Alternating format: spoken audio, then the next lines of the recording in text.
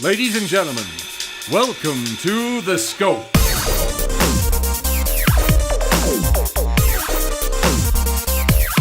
And now, here are your hosts, Jared, Adam, and Shane.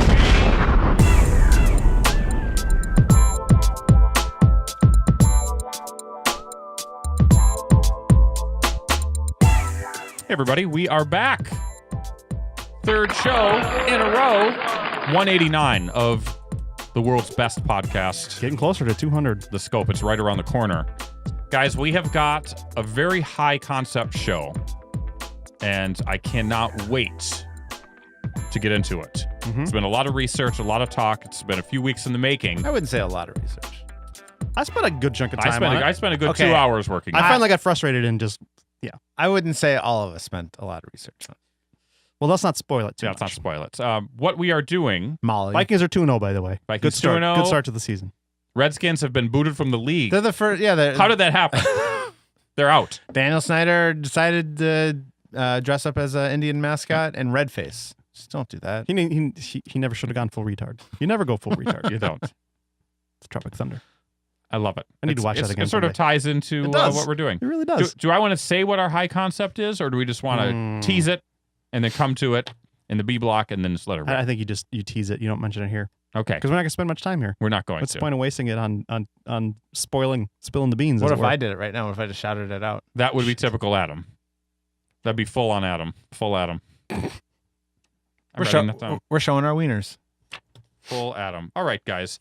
Right. Enough small talk. Let's take a quick break. We'll be back with one of the best Scope shows ever right after this. This is The Fump. Hey kids, it ain't all about you. Grown-ups get to have fun too. Godzilla, you're smashing our town.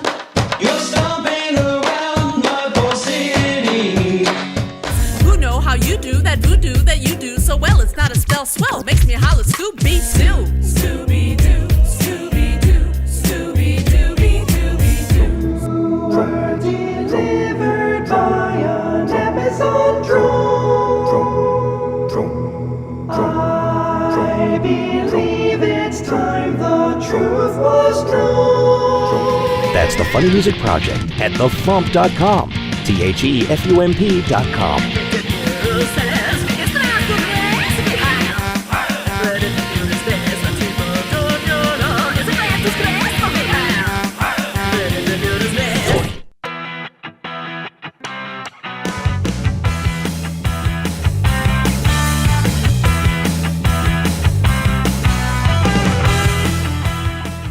Hey, Scopers, we are back. Now, do you guys remember the classic Marvel comic book What If? Yeah. I know you do because we were just talking about it. For our listeners and viewers that do not have familiarity with this, it's a comic book in which they would ask a question that would be a variation on what was going on in the Marvel Universe. So it might be, what if Wolverine was an agent of S.H.I.E.L.D.? What if... Oh, we're supposed to cast that? Yeah, that's actually what we're supposed to do. What if Jean Grey never turned into the Phoenix? And then they would have an entire comic that would spin off an alternate reality for that particular storyline. Very popular. Sometimes they do goofs. Sometimes they do real serious things. Goofs. Goofs. Like, what if Stan Lee was a part of the Fantastic Pranks, Four? shenanigans, So I thought about this Boondoggles. idea. Jared and I thought about this We idea. And I was not involved. If this, you were if not. this You were crash not and involved. burns.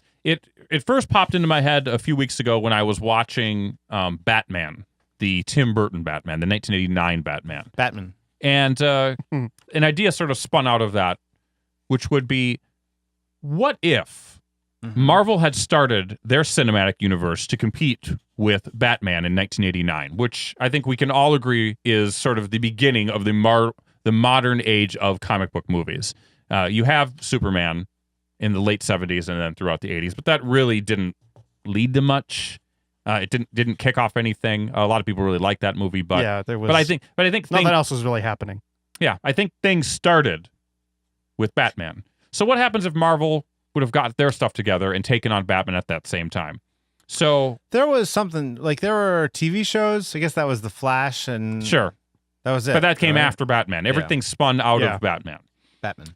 So, so the question is, who would have Marvel cast if they would have done this movie in 1989? Iron Man, that is. So we're going to start with the Marvel Universe proper. So we'll start with Iron Man first, which would have come out in 1989. And we're going to work our way up sequentially until we cast the Avengers film. The first phase of the Marvel Universe. So phase one. So the Avengers would have come out in 1993. So the idea is, let's cast people that are smart casts that, keep in mind that Marvel didn't cast all big names when they did Iron Man. There was a lot of thought in there. And so that's what we're going to do. But let's not get ahead of ourselves first. We've got to talk about I have a question. Go ahead. What happens if one of the people we cast died between 1989 and 1993? That might be a problem. Are you saying you can't do that. They you're have to saying be, we should not have picked that person they have to be alive as our Iron Man? Yeah. Probably not. You have to follow the Marvel template. You have to follow the actors still have to be alive. I was following the Gandalf template of dying between or movies. Dumbledore. Yeah. Yeah. Oh, not Dumbledore. Yeah. I meant Dumbledore. Yeah. I thought he was talking about Gandalf the Grey sort of passing and turning into Gandalf the White. Gotcha. You have no time for my questions. No. I can tell. No. Just move on. We're moving on. So this is how it'll work. Jared, Adam, and I will have 1 minute to make a case for the actor we've selected for an Iron Man role. From there, we'll try to come to a consensus for one of these three picks. If we can't, we all have to vote. But here's the trick. You can't vote for your own pick unless you use your one special exemption vote. Or cash. You pay off each other. So you'll have to use that vote wisely. If we still can't come to a consensus, the entire segment will collapse under its own weight, and the legacy of this scope will forever be destroyed. So let's not get to that place. If we do have, in our initial picks, if 2 or 3 of us agree, that person automatically is cast. Fair enough? Yeah, that's fair. So let's start with our first casting possibility right here. I'm talking about James Rhodey Rhodes. Now, he was originally played by Terrence Howard, who was 39 at the time. Age is important for me when I made my selections because I wanted to follow the template as closely as possible. Who is James? He is a friend of Stark's and liaison between Stark Industries and the United States Air Force in the Department of Acquisitions, specifically weapons development. James would later go on to pilot the War Machine armor in Iron Man 2. And I think he also was in Iron Man 3. Yeah. So let's start. I'm going to start with Jared on this. Okay. Jared. I have another question, though. Yes. In the first movie, it was Terrence Howard, but he was replaced in movies 2 and 3. Yes, we will be recasting this role for Iron Man 2 in 2 years. So your pick should reflect that. And will it look racially similar to how It's your choice. Terrence Howard? No, I mean Terrence Howard was replaced by another black man. Yep. Well, if we pick an Asian man, will he be replaced by another Asian man?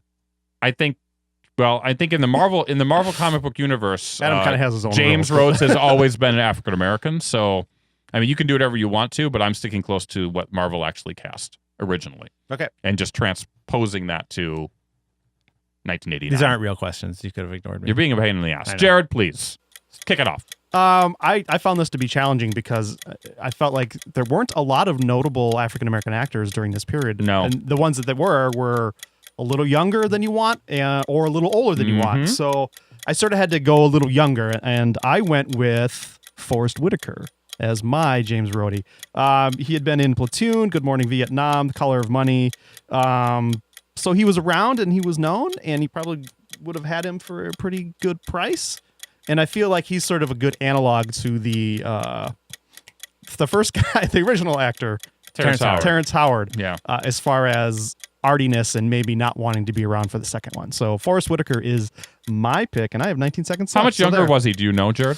How much younger than... How old was he in 89? Do you know? 89, he would have been, let's do the math, 28. 28. So he's about 11 years younger. Yeah. But That's like I okay. said, I couldn't find anyone who was the right age, so I went with Forrest Whitaker. We'll go to Adam next. Your pick.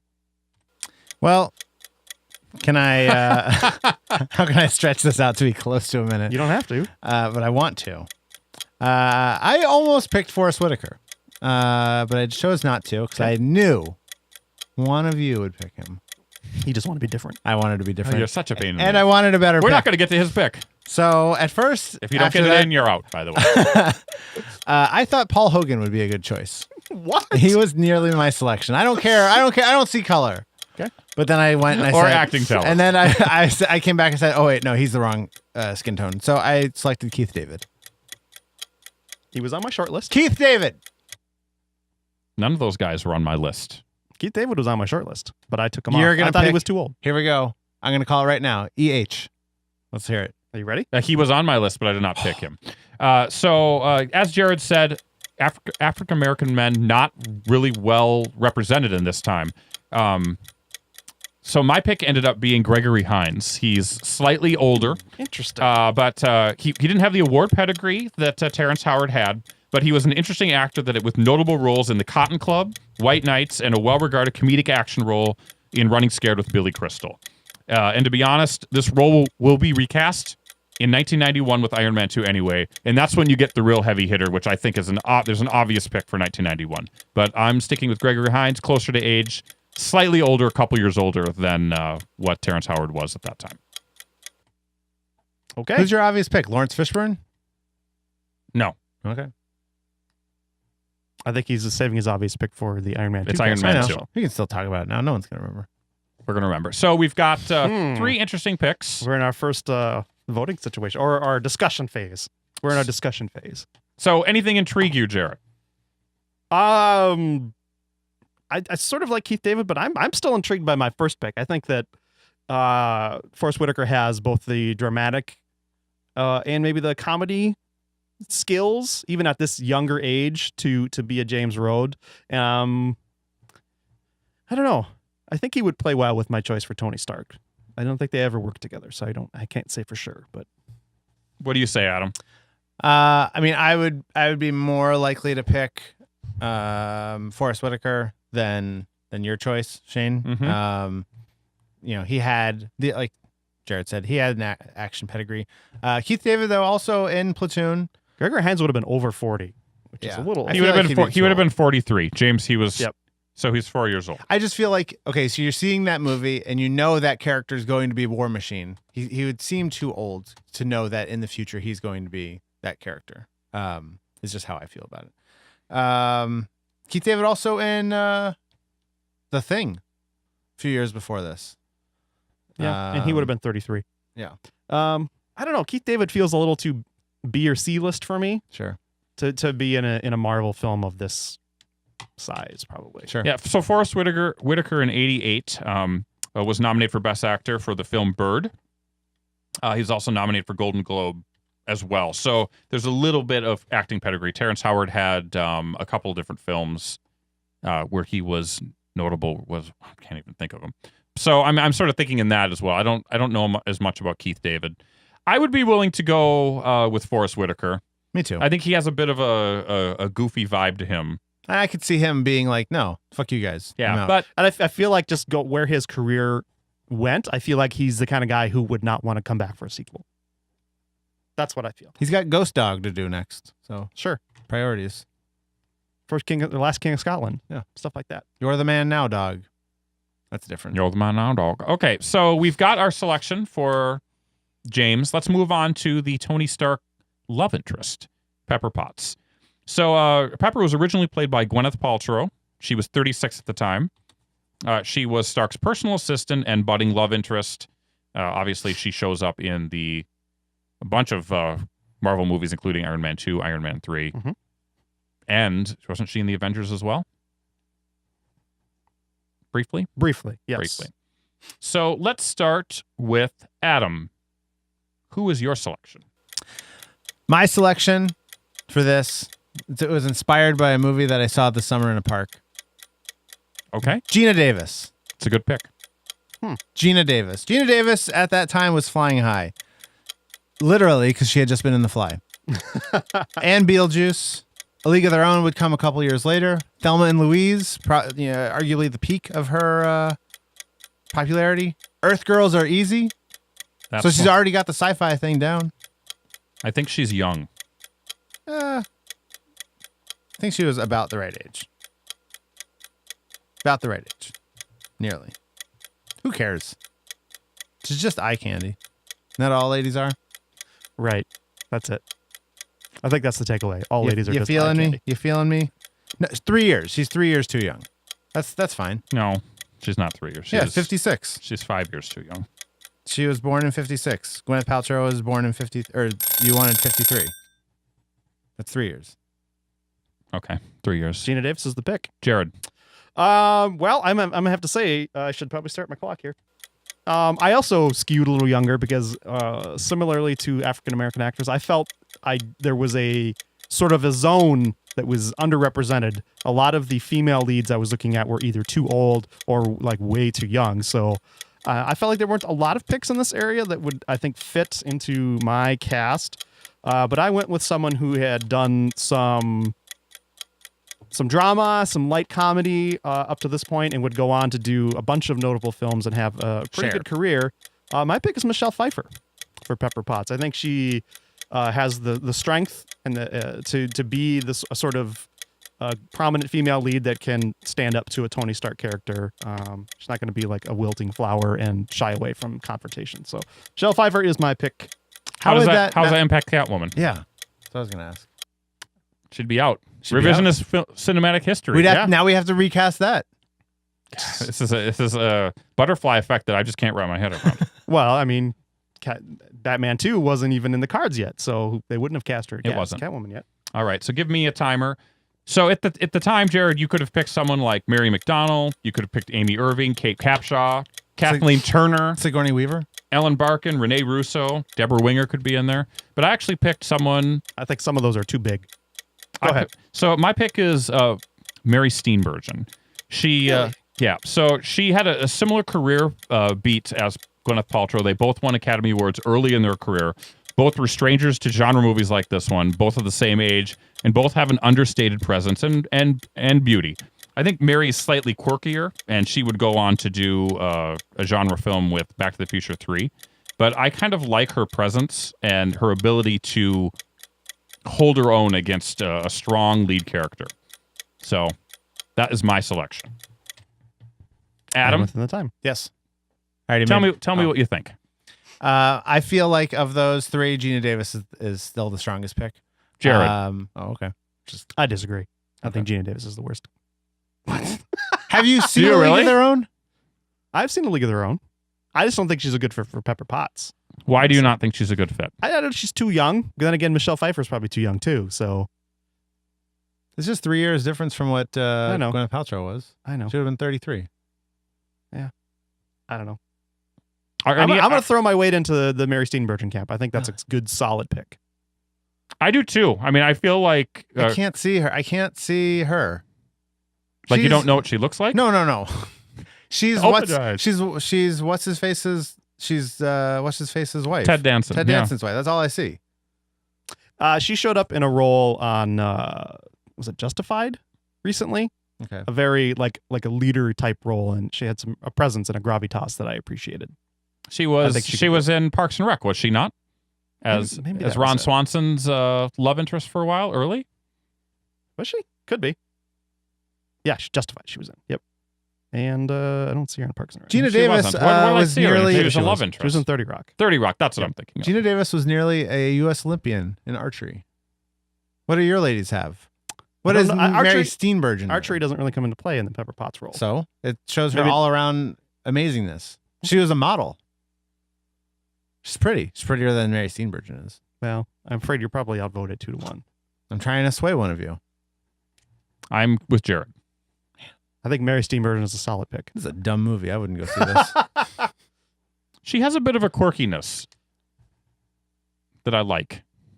I say- And I think she's in the right age. I mean, I think that you for this role you have to go slightly older than younger. That's just what I think. I Candice mean, Bergen. done. I'm changing everything. Okay. All right, guys. So no Sigourney Weavers. I was expecting a Sigourney Weaver out of one of you. I don't think she was in the age range that I was looking. When I was doing these picks, I wanted to try to find someone that was within a 3-year age window, unless I couldn't find anybody, and then I would start going outside of it. So You're too locked into your box. I'm picking on the Marvel Cinematic Universe history that was there. That was my dogma on that. Yeah. Doesn't have to be right, but that's just how I made my picks. There's a template to follow. It's right there. So, She's 4 years older. well, Adam, the pick is in. I'm sorry, you're outvoted. Well, it wasn't my pick. I was just surprised. A pick is in. All right. Okay, Adam, we'll let you start this one off. It's the villain of the film. Yep. Obadiah Stane. Yep. Originally played by Jeff Bridges, who was 59 at the time. He's Stark's business, second in command, and eventual enemy. Mm-hmm. So go ahead. All right. I'm not picking William Shatner, though I was very close to picking William Okay. Shatner. Really? That would be a terrible pick, by the way. I know. I'm changing the race of this character. Okay. I'm making him black. Okay. And I'm picking Morgan Freeman. I feel like Morgan Freeman, especially in the late 80s, really could have changed a lot of things about characters he plays by playing a villain instead of basically playing God forever and ever. And he's the right age. How well known was he in 1989? He's pretty well known. He's been in a lot of movies. I can look him up in a minute Okay. when one of you guys are talking. Okay. But the only other obvious choice became a villain in a different movie, so I didn't want to go with him. I don't know that. I mean, Lean on Me came out in '89. I don't. I have a list of. Seriously, I don't know. In my list, I had about 5 people that you could have had for this role, and Morgan Freeman didn't even make the short list. That doesn't make your picks good. It makes Just- it makes me racist. Is what it makes me. your picks obvious. Oh, does it? That maybe. Okay. Well, so I will go next, Jared. My pick is a little guy named Robert Duvall. So both Duvall and Bridges have a lot of similarities. They both had early Oscar recognition. Duvall was nominated for Godfather and won for Apocalypse Now, while Bridges was nominated twice for The Last Picture Show and Thunderbolt and Lightfoot before winning later in his career. I think Duvall could play Stane as both a mentor as well as an evil, sneaky guy, a guy willing to do whatever it takes to do what he thinks is right. And the word I have here is duplicity. And it's a single role. He doesn't have to come back for anything. Perfect age. He can have that shaved head. I think Duvall is a great pick. Time it. Jared, you're next. All right. My pick is for some similar reasons. I think he's a little bit younger, but I think he's definitely someone with a dramatic pedigree, someone who's been nominated for a bunch of awards. I don't think he won. I'm looking at it. He did not win. But I picked James Caan. I think it's someone who Nothing wrong with that. someone who could definitely be menacing, could be buddy. I think he could cover all of the various emotional states that you need Obadiah Stane to be in. I'm not sure about him strapping on a metal suit, but I think, male standards were a little different in this era. So, I mean, Michael Keaton was Batman, so I guess James Caan could be Ironmonger too. James Caan's my pick. Other picks when I was going through my list, Adam, I had guys like Martin Landau, James Garner, Max von Sydow, Christopher Plummer, Gene Hackman. There's a lot. Robert Redford? Hackman was on my short list, but I thought, he was too soon on Lex Luthor. Yeah, there's a to be- Superman connection, but I really thought hard about Gene Hackman. I really thought hard about I was Robert there too. Redford was my only obvious one, but I wanted to exclude him because of what happened later. So, in addition to the Electric Company, it. Yeah. we have Lean on Me, Driving Miss Daisy, Glory, Clean and Sober, Well, when did they come out? Glory was 89. 88 and 89. Bonfire of the Vanities. Hello. That was 90. I know. So let's go over to you, Adam. I'm just saying, Drive Miss Daisy and Glory hadn't happened yet. So But He he was wasn't known. cast in those movies. I know, but I just think that for the villain character, you've got someone who has an established high watermark as far as their career, and I don't feel like Morgan Freeman was there yet. All right. I agree. So where are we, Jared? Well, we're with Morgan Freeman, James Caan, and Robert Duvall as your choices. Weren't both Khan and Duvall in Godfather? They were. Makes it weird. So of those two, Adam, I gotta take a peek at what Duvall looked like in the '80s, because all I'm thinking about is the old man right now. Yeah, I'm thinking Days of Thunder Yeah. Duvall. yeah, and that's old. Yeah. That's not. But that's only 5 years later, right? 94? That came out? 94, 96? But I feel... Google image search isn't helping me out very much. So we've got a choice to make.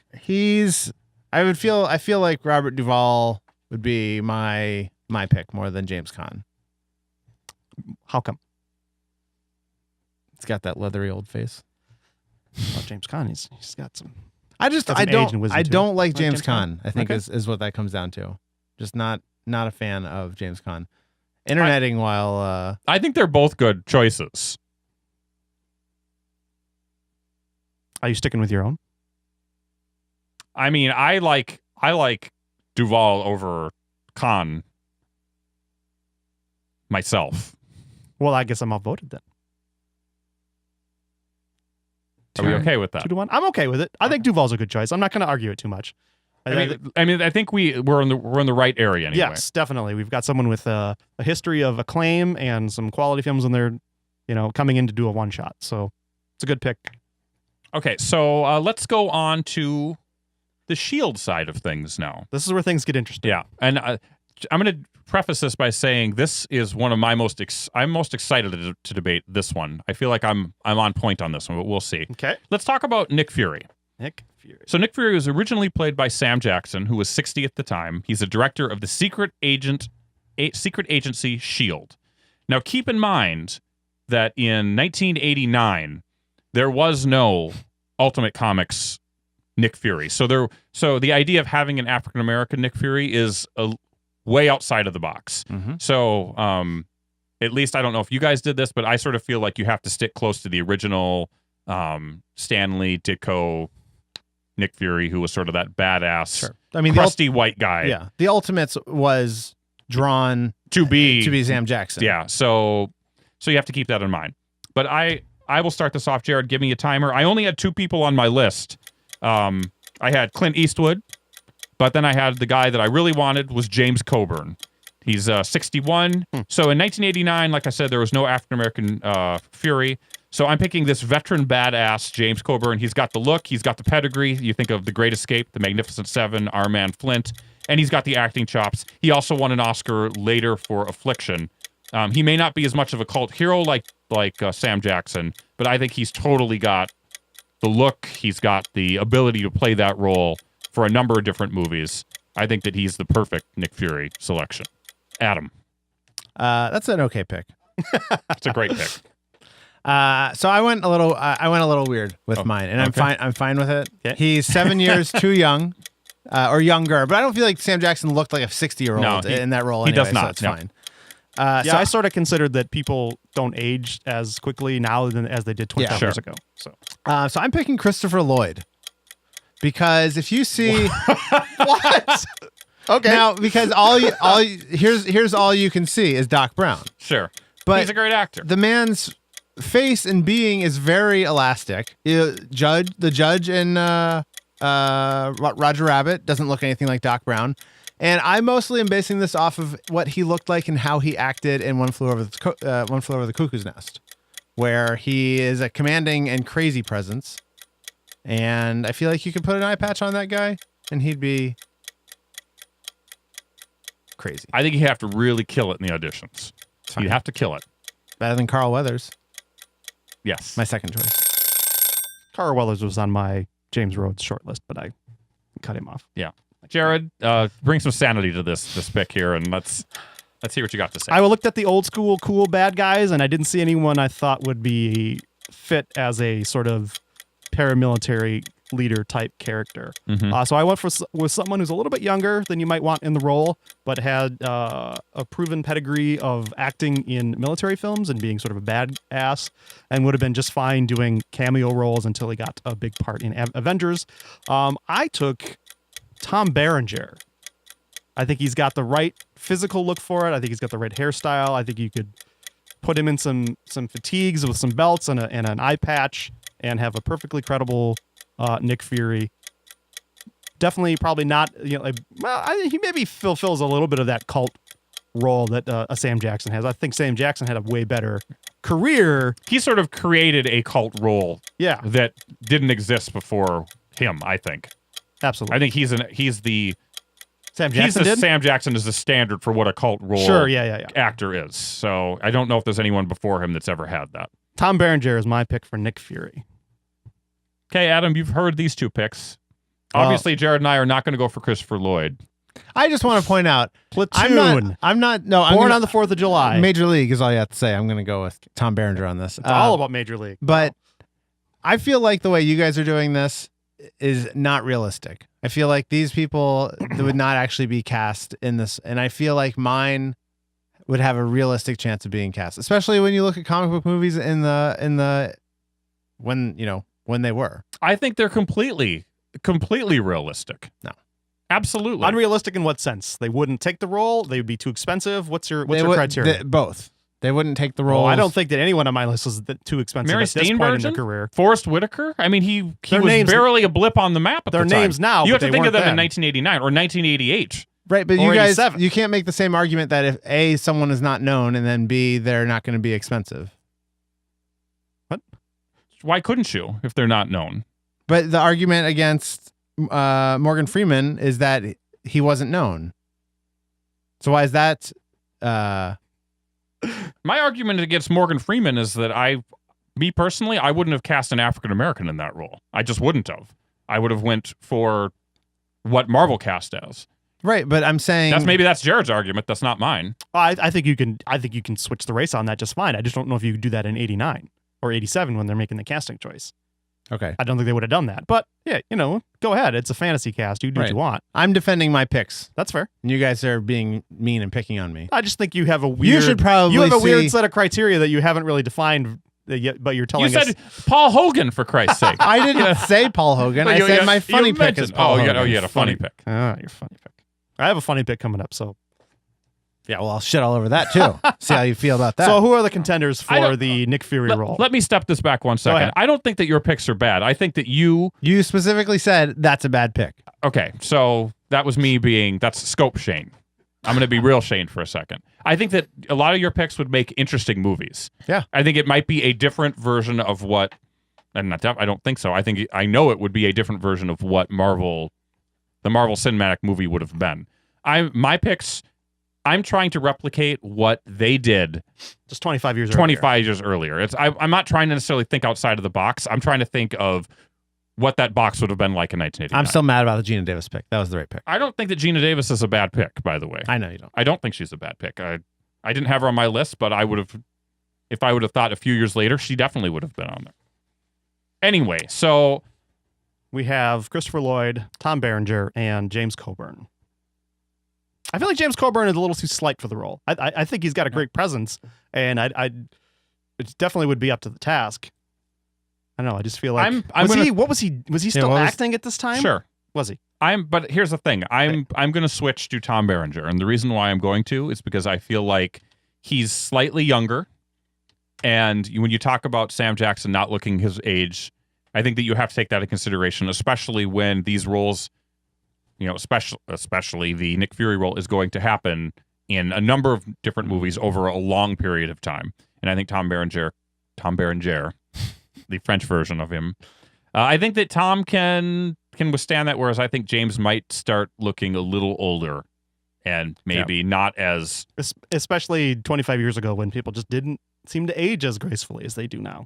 I mean, maybe... Now, would this impact him being in Major League?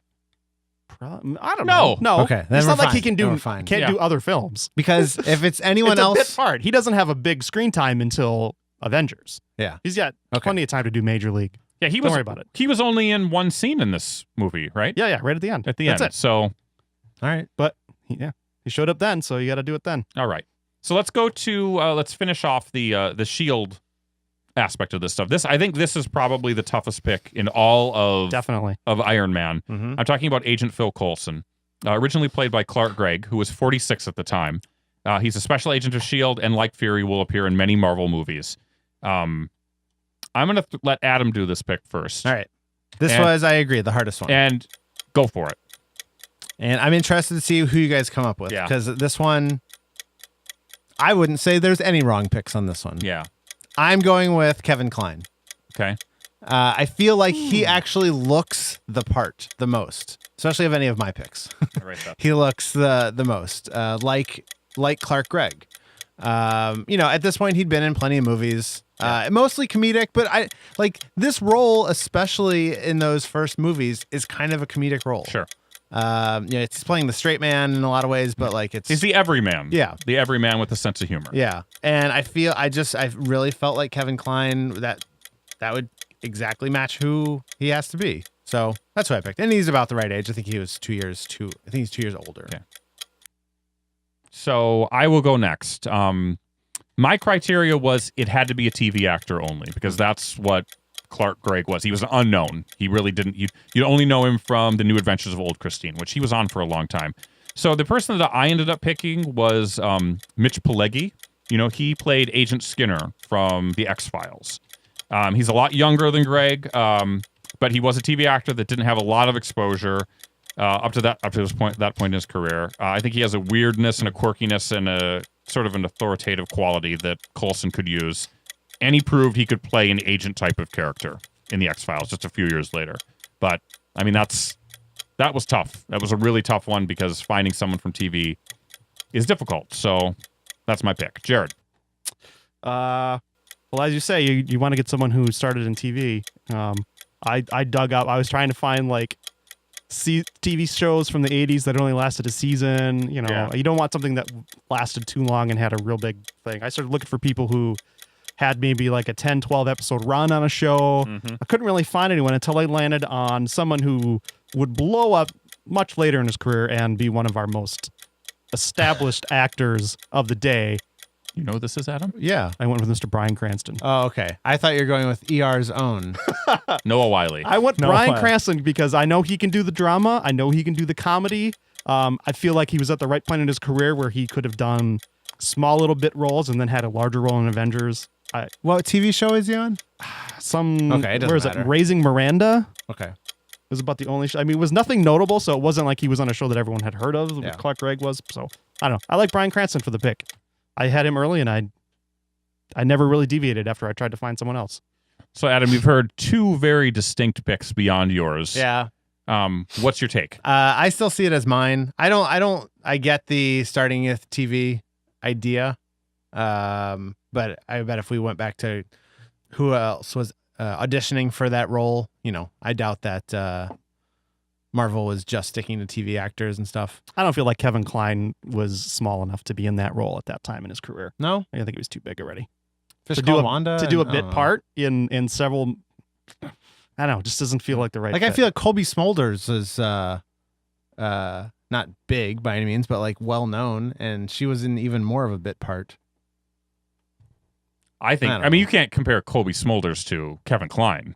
I'm just saying, she's on a television program Sure. that a lot of people watched, and when you saw her, you weren't like, "Who's that?" Well, I think a lot of people probably said so? that. Yeah. So here's the thing. I'm torn, Adam. I think Kevin Kline is a great pick. Mm-hmm. I mean, I think that in terms of what the qualities you need for Coulson, Mm-hmm. I don't think you can find a better actor, a movie actor for that. Sure. I just totally agree with Jared. I feel like there's too big. no way they could get him to do that film. I mean, Kevin Kline, Sophie's Choice, The Big Chill, Pirates of Penzance, Fish Called Wanda, January Man. These are all films he's already been in, but yeah. I mean, I think you could have Kevin Kline in conversation for Tony Stark. I mean, that's a guy that could be in that role. Yeah, in terms of how big he was, absolutely. He was on my short list.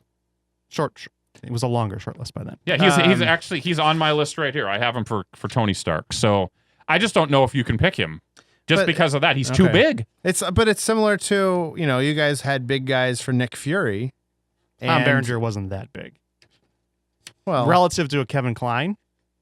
All right. And if you have big people for Nick Fury, look at Sam Jackson's career up to that point. He had Pulp Fiction. Mm-hmm. I mean, he had a tons. I mean, I think you could go big on that pretty easily. I mean, I had Clint Eastwood on that list. Like, I don't think that Clint Eastwood would have taken that role, right? Because I think he's too big. But Clint Eastwood was an A-star.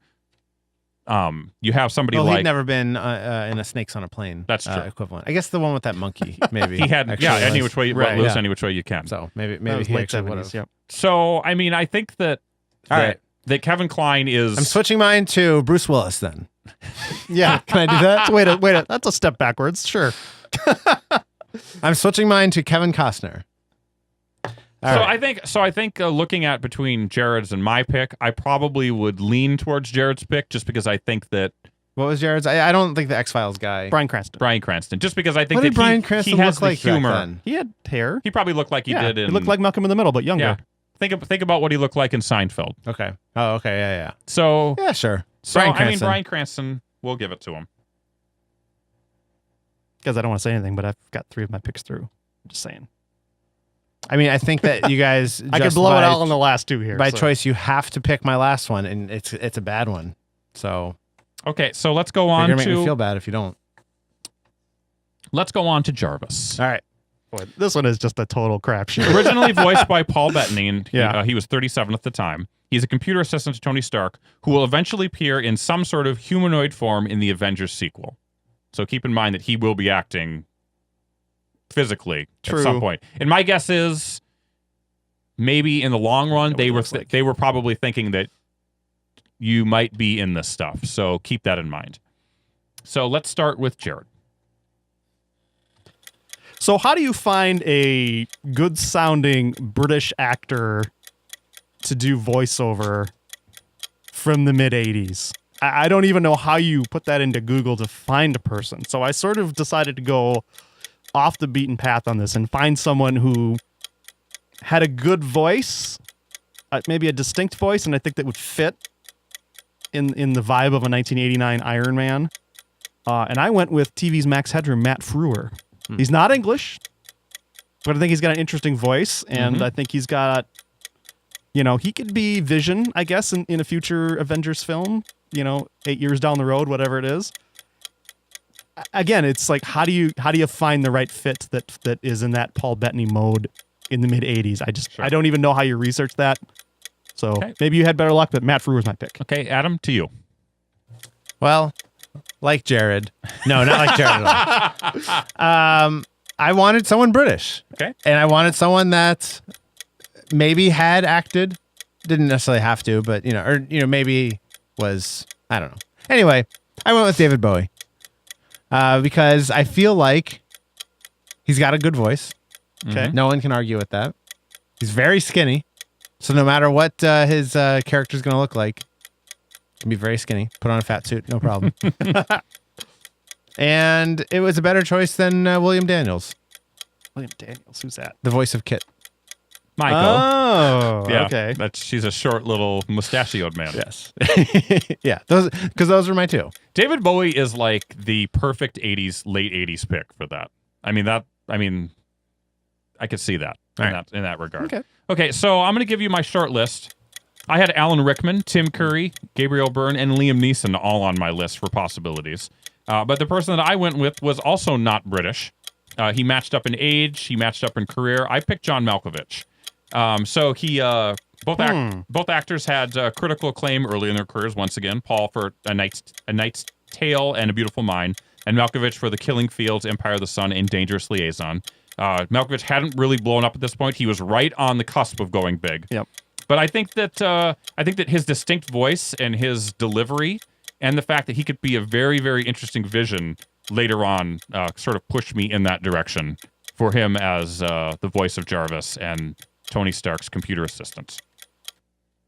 So we went around Three choices. We went around the horn. I think we all have three very good choices on this one. I don't think there's a right or a wrong answer, but we'll start with Jared since he had the most time to think about it. I want to go back to Alan Rickman now.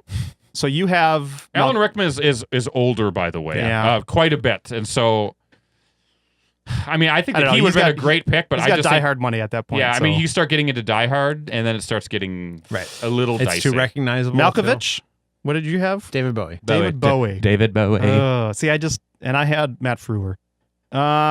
I admit my pick was a bit of an oddball, sort of like, I'm not sure who to put here, so I like him. I just think he might be a little too unknown. a little too unknown. So, and I like the Bowie pick, but I don't feel like Bowie is going to be putting on a super suit and playing a Vision later on in his career.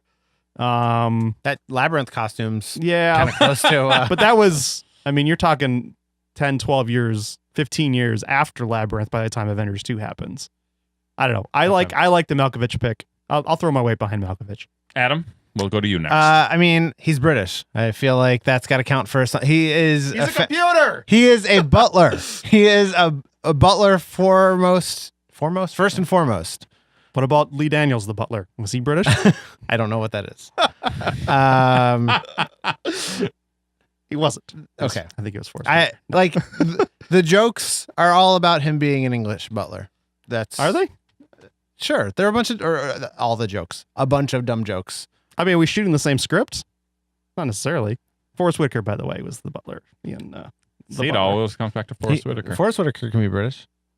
He was the last king of Scotland, after all, wasn't he? The movie wasn't about Scotland. Go ahead. So that's all. He's British. He'd look fine as Vision. I don't care how. So you're sticking with Bowie? Yeah. So you've got Malkovich, who did play a British guy in Dangerous Liaison. He has acting chops. I mean, I like David Bowie. I don't know. I think that Malkovich, you get him early in his career, and I think that you can lock him in. I don't know if you get Bowie to do that and then eventually say, oh, by the way, you're going to be a superhero in 10 years. That's my only concern. Sure. Like I said, as an 80s pick, like, okay, your go-to guy. Good voice. You've got David Bowie, you've got Tim Curry. Both of those type of guys could do that role. I really do. I mean, I think they're sort of cut from the same cloth in that regard. I just don't know if you get them. I mean, if Vision looked like Pennywise, then Tim Curry is is your perfect pick too. So, I mean, I like Bowie. Me personally, I like Malkovich a little bit more because I picked him, but I can see where you're coming from. I'm hearing Malkovich in the film right now, so I think it's a solid pick. I'm flipping this table over if you don't pick Curry. Maybe you get Tony Stark. Paul Hogan. Bring him up. Okay. So let's get down to the main character, the guy that shapes the future of the Marvel Cinematic Universe. Can we recap who we have so far before we get into the last one? Let's go. So I was curious. For James Rhodes, we've got Forrest Whitaker. Yep. For Pepper Potts, we've got Mary Steenburgen. For Obadiah Stone, we got Duval. For Nick Fury, we've got Tom Berenger. For Agent Coulson, we've got Bryan Cranston and Jarvis John Malkovich. Your least favorite pick of the bunch, Adam. Go. What? Pepper Potts. Pepper Potts. Jared? My least favorite? I don't have a least favorite. I think they're all good. I don't know. I like the process. I think it's good. I don't know if I have any major disappointing ones, but I have to say that my surprise pick is Tom Berenger. That one, see it coming, that did one you? grows on me just because I didn't take into the aging effect on white men versus black men.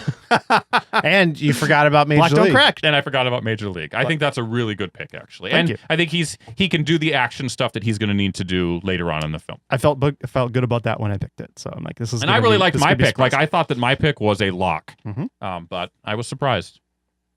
So let's go on to Tony Stark. So he was originally played by a gay guy.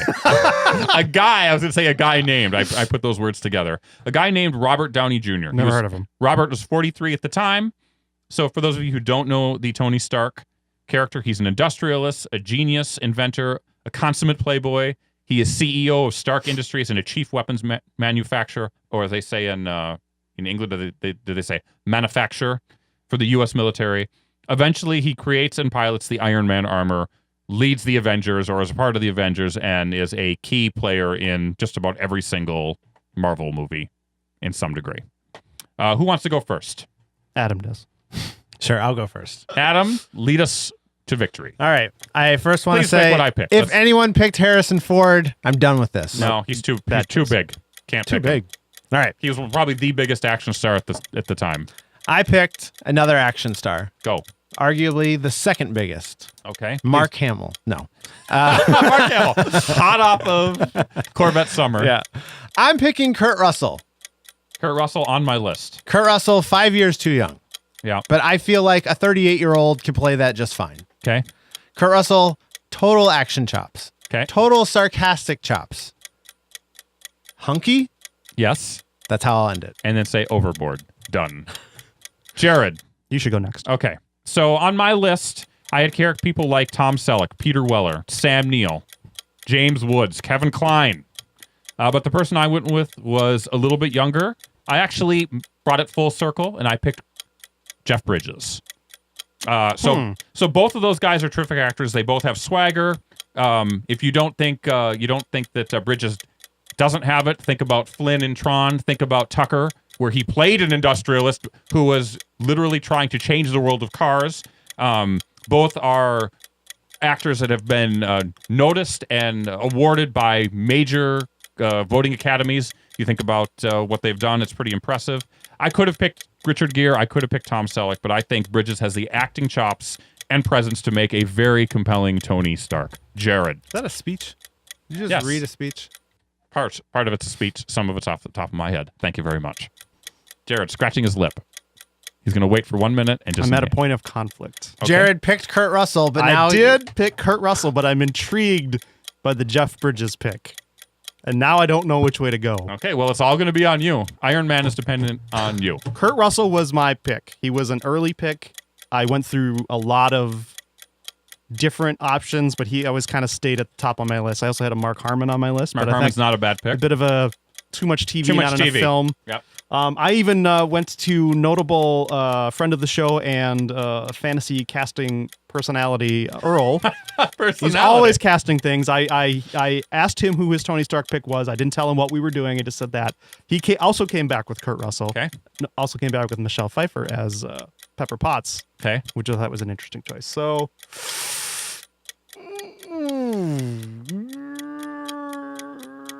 Oh gosh, I can't decide. I really can't decide. So let's. I'm of two minds on this. So let's try to convince me. Adam, you start. Convince him.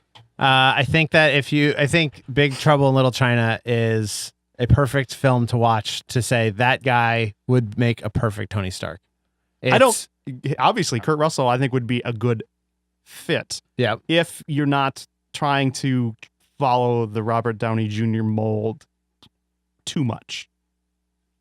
This is where I'm conflicted, because I feel like Jeff Bridges is a better fit if you're going for that type of actor who had a career like Robert Downey Jr.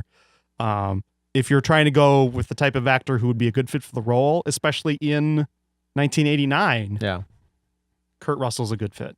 I think Kurt Russell is an obvious pick. I think Jeff Bridges is a little bit more of a thinking man's Tony Stark in this particular case, and that's nothing against. Don't be swayed by his words. If you think about, I was swayed as soon as he said the name. Or at least think about Fabulous Baker Boys, where he plays sort of a Casanova. Yeah. All right. Here's what I'm gonna do. Yeah. Bo Bridges. That's my pick now. Pick one. When I was talking to a coworker about this, she mentioned Bo Bridges. Like, Bo's a little doughy for this role. But yeah, I mean, I think that Kurt Russell is an obvious choice, and I don't think that it's a wrong choice. But if you follow the Marvel Cinematic Universe and what they picked, how they made their decisions, Kurt Russell was never really considered like, an actor's actor kind of guy. He was definitely a fun time action guy for sure. Yeah, so Tango and Cash, that kind of stuff. Captain Ron. Yeah. I mean, and Robert Downey Jr. was not an action star by any stretch of the imagination. I mean, he was nominated for an Oscar for Chaplin. Whatever, Kiss Kiss Bang Bang. It's got Bang Bang right there in the titles. Twice. Action movie. So, I mean, I think I'll just leave it at this. I think whatever pick Jared decides is a good pick, but my heart tells me that Jeff Bridges is a better pick. But I think that both of them can do the role. After deliberation, after hearing both sides of the case, I have decided. Circle. Jeff Bridges is Iron Man. I would not see this movie. I think I would give this movie 0 scope stars or whatever we do. For the points that Shane makes, it's a better fit given the logic that Marvel used in choosing their. Had I known we were doing this as a debate format, I would have Was that not in the email? I think it was in the email that we were going to discuss. I think the email is just a bunch of letters and then strung together to form sentences which have a you meaning. Say so. Okay. I like it. I don't feel bad about picking Kurt Russell, but I think Jeff Bridges is the pick. This is what I wrote. Who cares? From the email. I'm going to read these paragraphs. Move on. For Iron Man 89, we're each going to need picks for Tony Stark, Pepper, blah, blah, blah, blah. James Rhodes, who will also be recast when we do Iron Man 2 in 91. We'll debate the picks and select the one actor for each role. I read that as I should debate the picks. We didn't even have to vote. Keep in mind, we need to make picks that are smart, not just the top actors of the time. I doubt Marvel would cast all the major action heroes like Sly and Arnold. Take a look at who's doing what in 88 and 89 and over at IMDb, and don't forget to check out TV stars as well. That's what I wrote. I mean, I feel like that spells out... Yeah, the word debate doesn't even appear one time in there. So... we'll debate the picks and select the one actor for each role. I don't hear the word debate one time in there. Well, you don't have to hear it. It's there. So, in recap, who do we got? We've got Jeff Bridges as Tony Stark. Yes. We've got Forrest Whitaker as James Rhodes. We've got I Mary. can't wait to see the recast on this one when we get to Iron Man 2. That's Mary. gonna be fun. I think there's only one person to cast for that role. If you want to know the I do truth. too, but we'll see. I've Mary already got it picked. Mary Steenburgen for Pepper Potts. I also had Meg Ryan on my list for that. That's not a bad pick. It's not a bad pick, but I thought she was a little too rom-com for it. I think that Pepper Potts is probably the most questionable casting of the entire thing. Yeah, but I know. But I think I made a good case for it. Obadiah Stane played If by I Robert knew it was Duvall. a debate. Nick Fury, Tom Berenger. Thank you. Agent Coulson, Bryan Cranston. Thank you. And Jarvis, John Malkovich. I think it's a great cast. It's a good cast. I think it's a great cast. All right. Look, if I can already hear the voicemail line heating up with Keith and all of his friends calling in to support you, Adam. So Good. don't worry. They should be. You will have your day in court. Here's the thing. People were dubious when they had Gwyneth Paltrow picked as Pepper Potts. Yeah, because she's not a good People Pepper were dubious. Potts. I made a good Pepper Potts. People were dubious with Pepper Potts is the worst character to say when you don't want to pop your peas. Robert Downey Jr. People that didn't know who Iron Man was like, why the hell would you ever cast him as your cornerstone for a superhero franchise? And look what he did. So I think we walked away with a solid cast. put that in your pipe and If the audience thinks differently, they can always call the voicemail line at 612-21-SCOPE or write us an email, comments@thescopeshow.com. If you have alternate picks for these characters that you think would be a good fit, given the parameters that we've set forth, I'd love to hear them. Yeah. Doesn't mean we're going to change our picks, but I'm really curious to hear what our listeners think. Yeah, well, Madam's going to be calling in with his or her picks. Of course. Tell you guys what was wrong. Of course. So let's just give a little look into the future for our next What If. Yep. What's next in line? So we've got 2 movies that we're going to do in the next time around. None of the movies we'll be doing from now on really will have as much of a cast as this one. Some of these roles are established. You're not going to recast Tony Stark, obviously. So we're going to be doing The Incredible Hulk 1989 because that movie came out the same summer as Iron Man. And then there was no Marvel cinematic movie in 1990. So we're skipping ahead to 1991, in which we will do Iron Man 2. Hey, so we'll do both of those movies. Should we do directors going forward too? We talked about that, Okay. but Shane Black's the only done. one that's like, a known thing. So Earl had suggested John McTiernan as director for Iron Man. Maybe.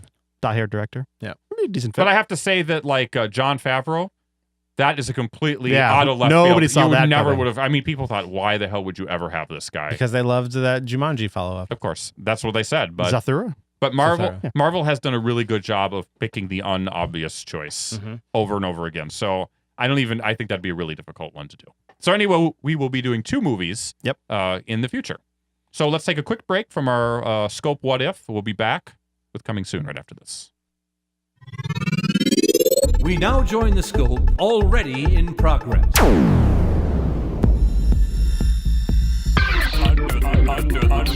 Under the scope. So Adam, Yep.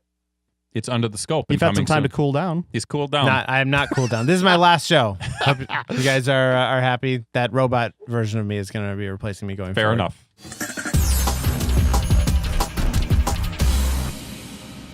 We haven't broke out Atomatic for a while. We need him. Whatever it's called. I thought you said you couldn't. Atomatic. I thought you couldn't do that anymore. I thought his microchips fused to something or. Well, maybe there's a new version in the works. Yeah. Okay. There isn't, but there might be. All right. Atomatic, go. Music. We've got a bunch coming out. Alt J, the racist, anti-Jewish, electronic, experimental rockers. I listen that's a to keyboard them a shortcut, too. lot on Sirius XM. I don't really know what to make of these guys. Like I don't quite get the popularity of Alt J, but they seem to be very well liked When in you the indie type circles. when you type Alt, what is Alt J keyboard shortcut for? Jetpack. Don't know. Okay. Actually, I really don't know. Jetpack. It's nothing. That's what I don't like. So the band is nothing. Are they nihilists? Maybe. Ella Henderson, Information Society, Jennifer Hudson, No. John Mellencamp. It's like I've already isolated Shane saying no, and he's just playing back. No. Julian Casablancas and the Voids. He has a new That band. could be interesting. Could Yep. be interesting. I'm intrigued. Kenny Chesney, Can we just do the Strokes again? Come on. No. Lenny Kravitz, Hmm. Strut. That's what's the name called. of that's the Strut, Yeah. Strut. He's got his new song called Bulgarian Woman. How about Bulgarian woman. how about this? Tony Bennett and Lady Gaga. Sure. Why It's a not? lark. The genre is vocal jazz. Doo-doo-doo-doo. Sounds about right. Doo-doo-doo. No. Movies. The genre is no thanks. Yeah. Sorry, the genre is no. No.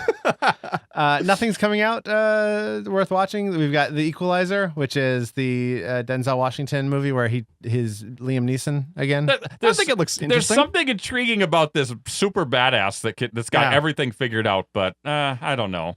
It's not my type of film, but I'd see it maybe as a sneak preview, Jared. And there's Trying. I got passes for a movie next week. Believe Me, who has a bunch of people I don't know, and Nick Offerman.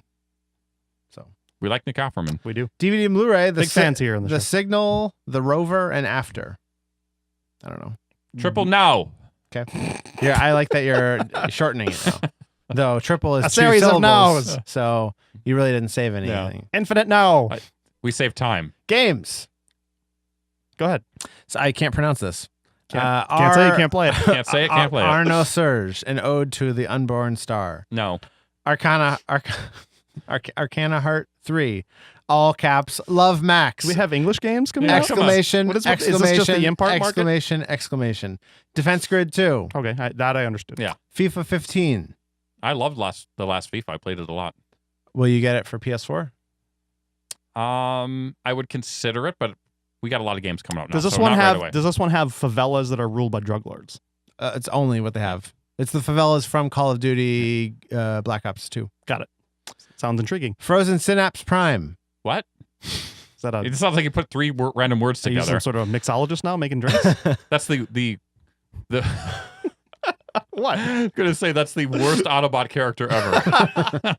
Speaking of Autobots, I'm surprised that nobody pulled a voice actor from Transformers for Jarvis back in our B Block segment. But Because we knew they were going to be acting as well. yeah, I I looked at it, but I thought these voices are too noticeable. I can't picture Optimus Prime. You as could Jarvis. do Casey Kasem.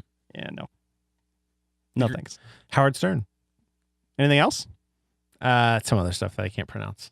It's a lot of. There is one more thing, Jared. Hit it or miss it, hit of the week. Hit it or miss it, miss of the week. Look out! It is my selection. I finally get something that I'm interested in. I finally get something that I'm going to buy. Yeah. Of course, I'm talking about Disney Infinity 2.0.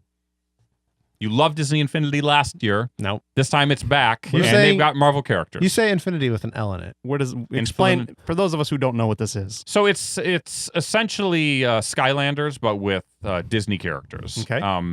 It's more sandboxy too, right? It's but you have a two-pronged attack to it. You've got a sandboxy world where you can build stuff and build games and mess around, which we didn't really do that much. We being my daughter and I. Then they have dedicated levels where you have a Toy Story level, and you can only play Toy Story characters in that level, and you have to. Why do you think they have that restriction?